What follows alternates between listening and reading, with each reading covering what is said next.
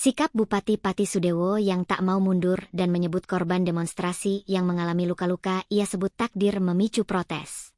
Pihak istana juga memberikan tanggapan dan menyampai teguran dari Presiden Prabowo Subianto. Hal ini diungkapkan Menteri Sekretaris Negara Prasetyo Hadi, Rabu tanggal 13 Agustus 2025, bahwa Prabowo sangat menyayangkan sehingga kekisruhan di Pati.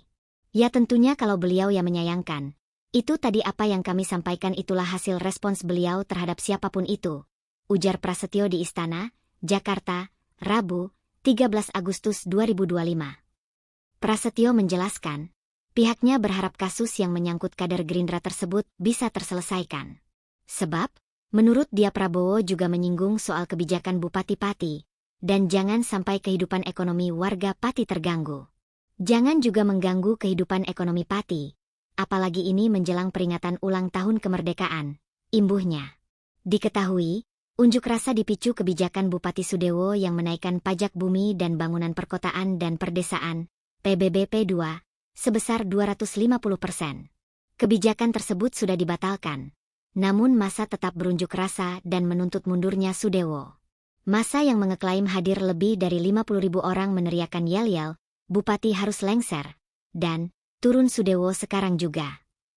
Bupati Sudewo baru menjabat sejak dilantik pada 18 Juli 2025. Namun, kurang dari sebulan memimpin, ia sudah menghadapi gelombang penolakan besar yang mendesaknya mengundurkan diri.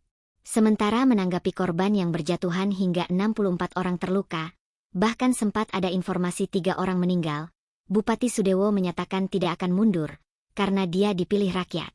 Dia pun mengatakan, korban terluka itu takdir. Itu takdir, kami tidak bisa berbuat apa-apa, ungkap Sudewo saat ditanyai oleh awak media, Rabu 13 Agustus. Sudewo pun mengatakan, menerima hak angket di DPRD Pati dan dia mengatakan, terkait tuntutan dari masyarakat agar dia mundur ada prosedurnya.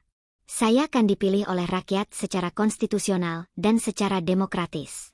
Jadi tidak harus berhenti dengan tuntutan itu, harus mundur dengan tuntutan seperti itu.